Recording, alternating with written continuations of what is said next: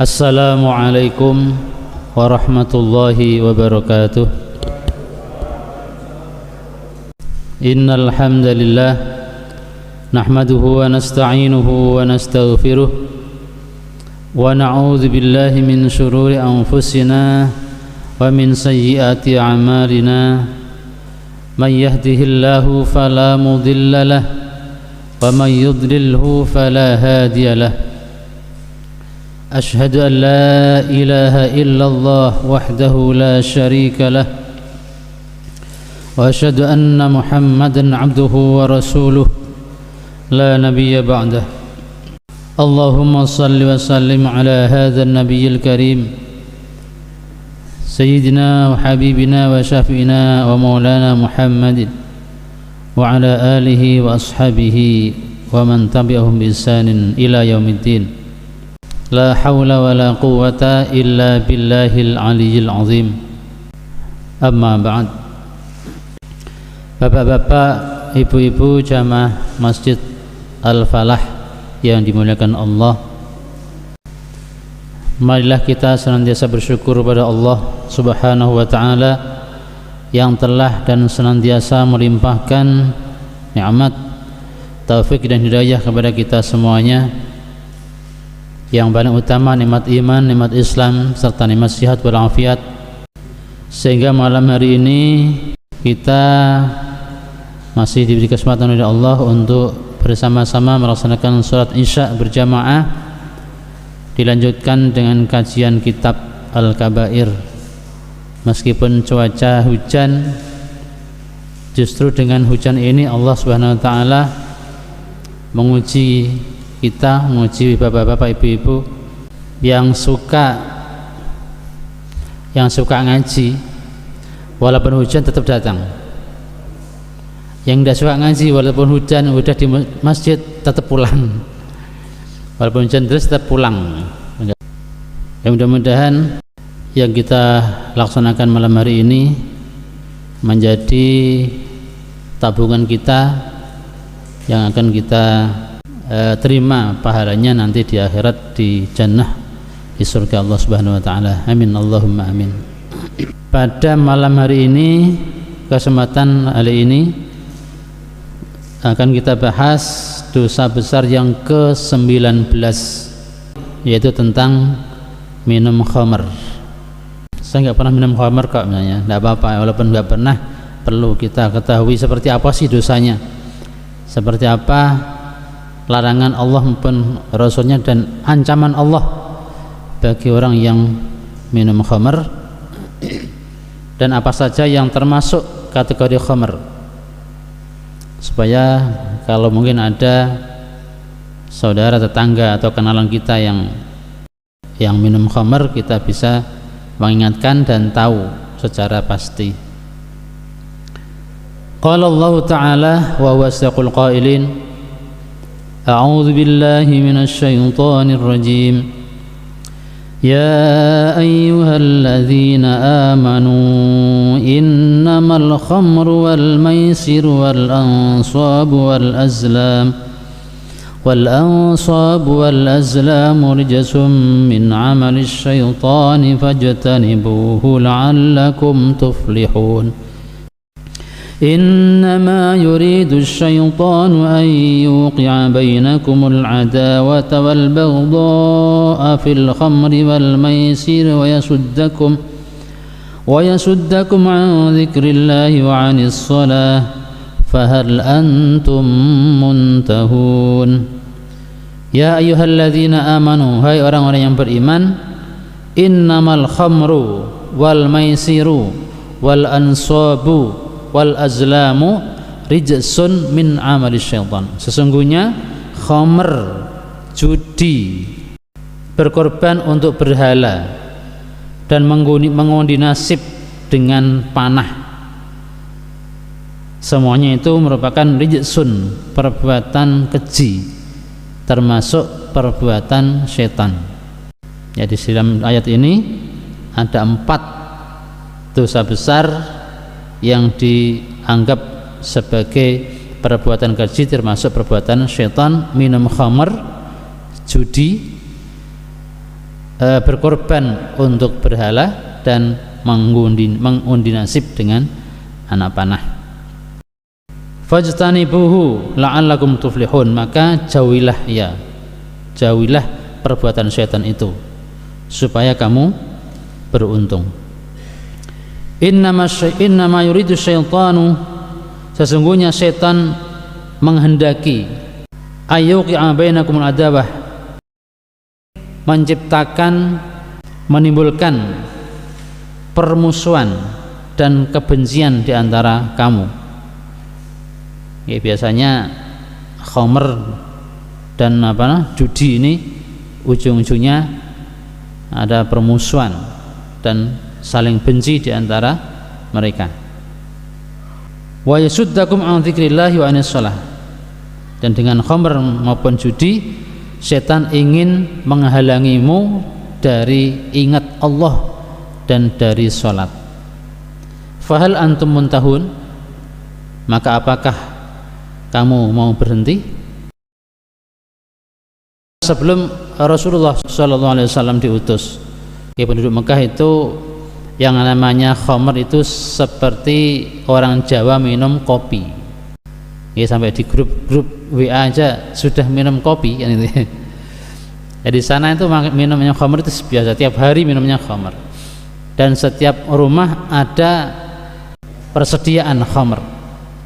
Bahkan dalam satu riwayat ketika ayat ini turun, mereka bersama-sama bareng-bareng menumpahkan khamr yang mereka miliki sampai terjadi seperti banjir khamr. Nah, dan larangan khamr itu tidak langsung, ya, karena namanya dari kafir kemudian diajak untuk menjadi umat bertauhid, itu kan proses, ya. Jadi Allah melarang khamr itu tidak serta-merta langsung, tidak, tapi bertahap. Pertama-tama Allah hanya menerangkan bahwa ya, anggur itu bisa dijadikan sebagai minuman yang memabukkan. Itu aja, tidak ada larangan, belum ada larangan. Kemudian tahapan yang kedua itu yas'alunaka 'anil khamri wal maisir qul fihima itsmun kabir wa manafi'u lin-nas wa itsmuhuma akbaru min naf'ihima. Mereka bertanya kepadamu tentang khamr dan judi.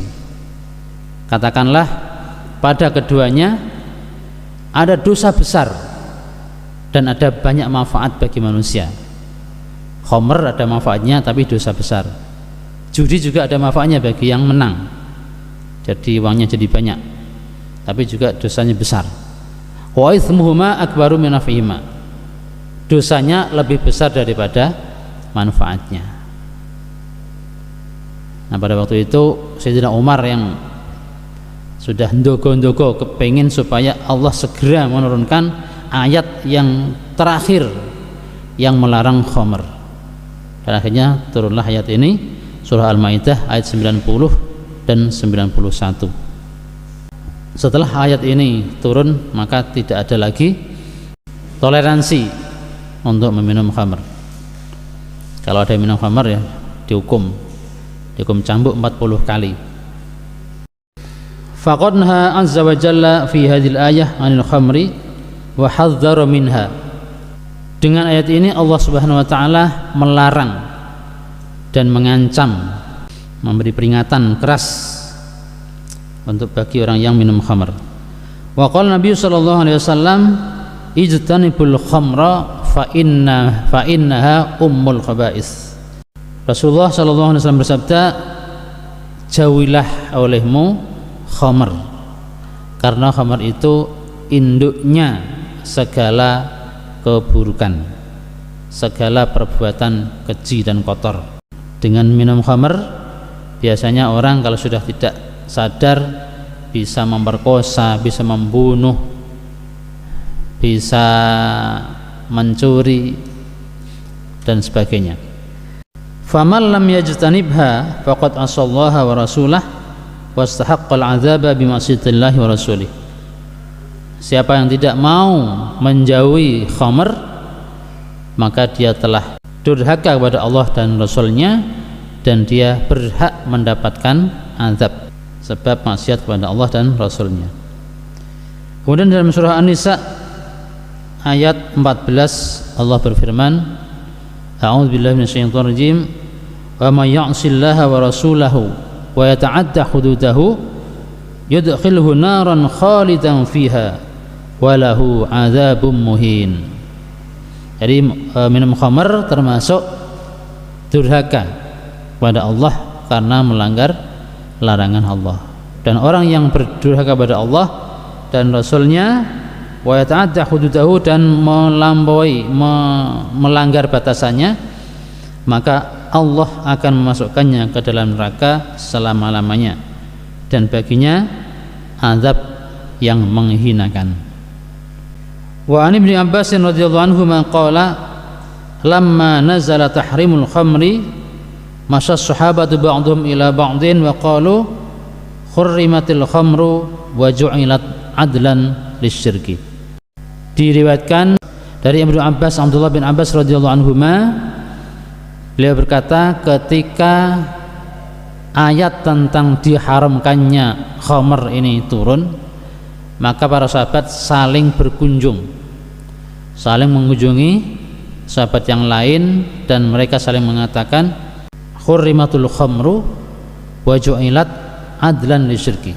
Khamr telah diharamkan dan dijadikan oleh Allah sebanding dengan syirik. Dosanya sebanding dengan syirik, sama-sama dosa besar. Wa dzaba Abdullah bin Amr ila anal khamra akbarul kabair wa hiya bila raibin ummul khaba'is wa qad lu'ina syaribuha fi ghairi hadisin. Abdullah bin Amr radhiyallahu anhu berpendapat bahwa khamr, minum khamr adalah dosa besar yang paling besar, tentunya setelah syirik, dan tidak diragukan lagi bahwa khamr adalah ummul khaba'is, induknya segala perbuatan keji.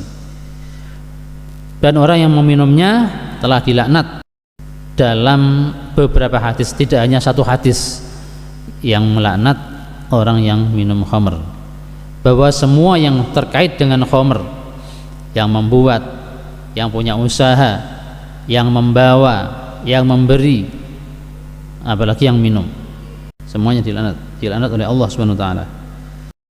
Wa an Ibnu Umar radhiyallahu anhuma qala qala Rasulullah sallallahu alaihi wasallam kullu muskirin khamrun wa kullu khamrin haramun.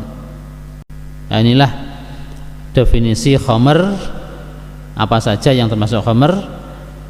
Rasulullah sallallahu alaihi wasallam bersabda, semua barang benda yang memabukkan adalah khamr, dan setiap khamr hukumnya haram dari apapun bahan dasarnya, ya, mau dari anggur atau dari beras atau dari alkohol atau spiritus campur korek api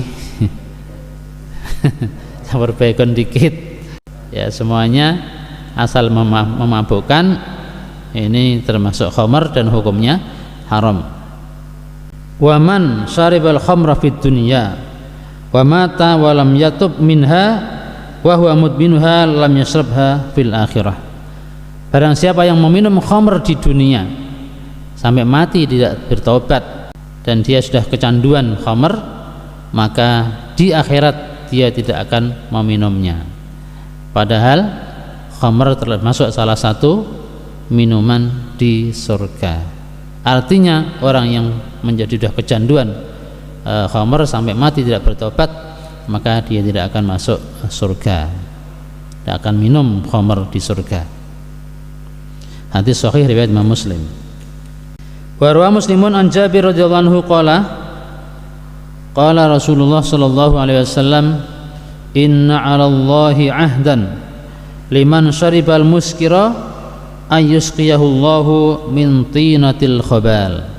Qalu ya Rasulullah wa ma tinatul khabal? Qala irqu ahlin nar atau usaratu ahlin nar. Diriwayatkan oleh Imam Muslim dari Jabir radhiyallahu anhu Rasulullah sallallahu alaihi wasallam bersabda, sesungguhnya sudah ada perjanjian atas Allah bagi orang yang minum khamr. Allah telah berjanji untuk orang yang minum khamr bahwa Allah akan memberi minum kepadanya dari tinatul khobal, lumpur busuk. Ya, Allah akan memberi minum bagi orang yang minum khamr, akan diberi minuman lumpur busuk. Ada yang bertanya, ya Rasulullah, yang dimaksud lumpur busuk itu apa? Rasulullah menjawab, irqu ahlin nar, yaitu keringatnya ahli neraka, atau perasan, ya, perasan keringat ahli neraka. Kita minum keringatnya sendiri aja enggak kalau ini malah keringatnya orang lain di neraka. Wa fi sahihaini anna Rasulullah sallallahu alaihi wasallam man syaribal khamrata fid dunya yuhramuha fil akhirah. Dalam hadis sahihain, hadis riwayat Bukhari dan Muslim, bahwa Rasulullah sallallahu alaihi wasallam bersabda, siapa yang minum khamr di dunia maka dia akan terhalang darinya di akhirat. Hanya tidak bisa masuk surga yang minumnya ada khamr. Bahkan di dalam hadis yang diriwayatkan oleh Imam Ahmad dalam kitab musnadnya dari Abu Hurairah radhiyallahu anhu, bahwa orang yang kecanduan khamr dianggap seperti penyembah berhala. Rasulullah sallallahu alaihi wasallam bersabda, mudminul khamri ka'abidi wasanin, orang yang kecanduan min khamr seperti penyembah berhala. Walaupun dia sholat, walaupun puasa Ramadan, tapi kalau minum khamr sudah kecanduan, maka sama seperti orang kafir yang menyembah berhala. Lanjutnya diriwayatkan oleh Imam An-Nasa'i dari Abdullah bin Umar radhiyallahu anhuma, bahwa Rasulullah sallallahu alaihi wasallam bersabda, la yadkhulul jannata aqun wala mudminu khamrin. Wa fi riwayatin salasatun qad harramallahu alaihimul jannah, mudminul khamri wal aqu liwalidayhi wad dayyus wa huwa alladhi yuqirru su'a fi ahli. La yadkhulul jannah, tidak masuk surga anak yang durhaka kepada kedua orang tuanya. Wala mudminu khamrin, dan tidak masuk surga orang yang kecanduan khamr. Ini adalah hadis ini, dua orang yang tidak masuk surga, anak yang durhaka kepada orang tuanya, dan yang kedua orang yang kecanduan khamr. Dalam riwayat yang lain ada tiga, ya, dalam riwayat yang lain tiga orang tidak masuk surga. Yang pertama mudminu khamrin, orang yang kecanduan khamr. Yang kedua anak yang durhaka kepada orang tuanya, dan yang ketiga dayyus. Dayyus itu mucikari. Nah, tapi yang dimaksud sini bukan tidak harus punya usaha rumah bordir, tidak. Yaitu orang yang membiarkan keluarganya, istrinya atau anaknya berpacaran, apalagi sampai selingkuh, ya, dengan laki-laki lain.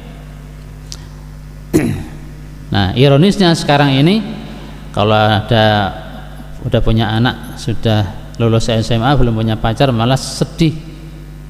Harusnya bersyukur, ya, dijaga oleh Allah, tinggal mencarikan aja. Ya, ada di sebagian orang, kalau anaknya sudah besar belum punya pacar, malah belum punya pacar malah bersedih. Kamu ini gimana sih nggak mau pacaran, malah disuruh pacaran, ya. Padahal ini termasuk dayus yang tidak masuk surga. Wa rawa Jabirun an Ibnu Abdillah anna Rasulullah sallallahu alaihi wasallam qala salasatun la tuqbalu lahum salatun wa la turfa'u lahum hasanatun ila sama'. Diriwayatkan dari Jabir bin Abdillah radhiyallahu anhu,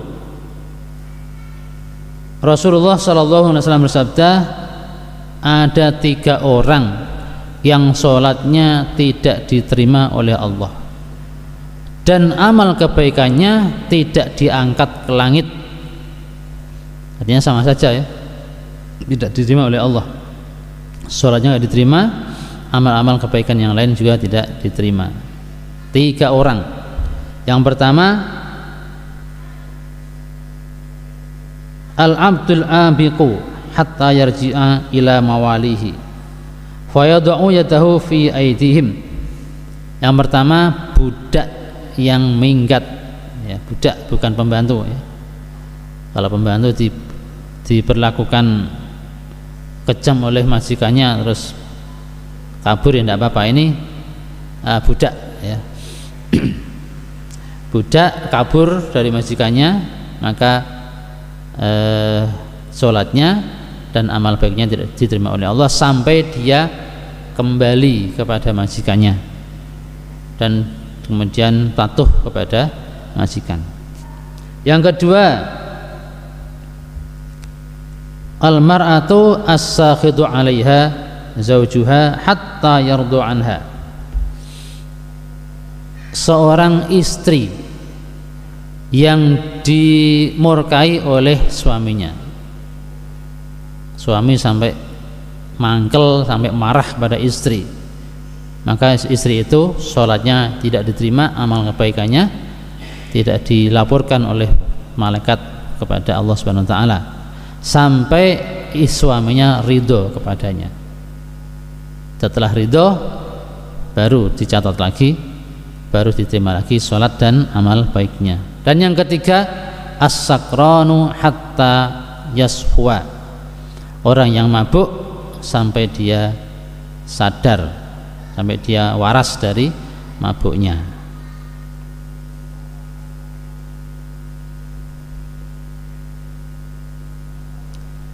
Wal khamru ma khamaral aqla ay ghattahu sa'un kana ratban aw yabisan aw ma'kulan aw masruban. Khamr adalah apa saja yang bisa menutup akal, yang bisa menghilangkan kesadaran, baik berupa benda yang basah maupun kering, berupa benda yang dimakan ataupun yang diminum, sama saja, maupun disuntik ya, ada yang pakai disuntikkan, itu semuanya termasuk khamr. Wa Nabi Sa'id Al-Khudri radhiyallahu anhu qala qala Rasulullah sallallahu alaihi wasallam la yaqbalullahu li syaribil khamri salatun ma dama fi jasadihi syai'un minha. Dari Abu Sa'id Al-Khudri radhiyallahu anhu, Rasulullah sallallahu alaihi wasallam bersabda, Allah tidak menerima bagi peminum khamr solatnya. Allah tidak menerima solat orang yang minum khamr selama di dalam dirinya, di dalam jasadnya masih ada khamr, walaupun tinggal sedikit, tinggal sisa-sisanya, selama masih ada khamr di situ, solatnya tidak diterima oleh Allah. Wa fi riwayatin man syaribal khamra lam yaqbalillahu minhu syai'an wa man sakara minha lam tuqbal lahu salatu arba'ina subahan. Dalam riwayat yang lain, siapa yang minum khamr maka Allah tidak menerima darinya apapun, amal apapun tidak diterima. Dan barang siapa yang mabuk karena minum khamr, maka sholatnya tidak diterima selama 40 hari. 40 hari kalau sampai mabuk. Kalau enggak mabuk, Allah tidak menerima apapun, amal apapun ya, sampai dia sadar, sampai apa? Sampai minum khamr yang di dalam jasadnya sudah habis. Fa in taba thumma 'ada kana haqqan 'ala Allahi ayusqilahu min mahli jahannam. Barang siapa yang pernah minum khamr kemudian dia sudah bertaubat tapi kembali lagi, ya sudah taubat, diajak temannya, aku gak ada duit, dah tak traktir gratis. Nah, akhirnya minum lagi. Maka pasti Allah akan memberi minum orang yang sudah taubat kembali lagi tadi, min mahli jahannam, dari cairan neraka jahanam. Cairan apa itu namanya, lahar gunung berapi aja panasnya seperti itu ya. Ini malah cairan neraka jahanam, ya Allah. Wa qala Rasulullah sallallahu alaihi wasallam, man syaribal khamra wa lam yuskir a'radallahu anhu arba'ina lailatan. Man syaribal khamra wa sakara lam yaqbalullahu minhu sarfan wala adlan arba'ina lailatan. Siapa yang minum khamr dan tidak mabuk, minum khamr tidak mabuk, Allah berpaling darinya, tidak sudi melihatnya selama 40 hari 40 malam. Dan orang yang minum sampai mabuk, maka Allah tidak akan menerima apapun. Seandainya dia bisa menebus dosanya, maka tebusannya diterima oleh Allah, amal yang diterima oleh Allah selama 40 hari 40 malam. Fa in mata fiha mata ka'abidi wasanin wa kana haqqan 'ala Allahi ayusqiyahu min tinatil qabal. Kalau dia mati gara-gara minum tadi ya, setelah minum di jangka waktu 40 hari dia meninggal, maka matinya seperti penyembah berhala. Dan Allah akan memberi minum orang tersebut dari lumpur busuk. Para sahabat bertanya, apa yang dimaksud lumpur busuk? Beliau menjawab, unsaratu ahlin nar al-qayhi wad-dam, yaitu perasan dari ahli neraka berupa nanah dan darah. Jadi bukan keringat lagi, tapi nanah dan darah yang keluar dari tubuh para penghuni neraka. Wa qala Abdullah bin Abi Aufa, man mata mudminan lil khamri mata ka'abidi wasanin ka'abidil Lat wal Uzza. Qila ara'aita mudminal khamri huwa alladhi la yastafiqu min syurbiha? Qala la, walakin huwa alladhi yashrabuha idza wajadaha walau ba'da sinin. Abdullah ibn Abi Aufa berkata, siapa saja yang mati dan dia pecandu minuman keras, maka matinya seperti penyembah berhala. Kemudian ditanyakan, menurut jenengan pecandu minuman keras itu seperti apa? Apakah orang yang tidak bisa berhenti dari minum khamr? Beliau menjawab, tidak, bukan itu. Ya, yaitu yang termasuk orang yang kecanduan minuman keras adalah orang yang mau meminumnya kapanpun dia menemukannya. Ya, kalau punya uang dia beli, kalau nggak punya uang, kalau ada yang ngasih dia tetap mau minum, walaupun jaraknya antara minum sekali dengan minum yang kedua jaraknya sampai setahun atau lebih. Ya, walau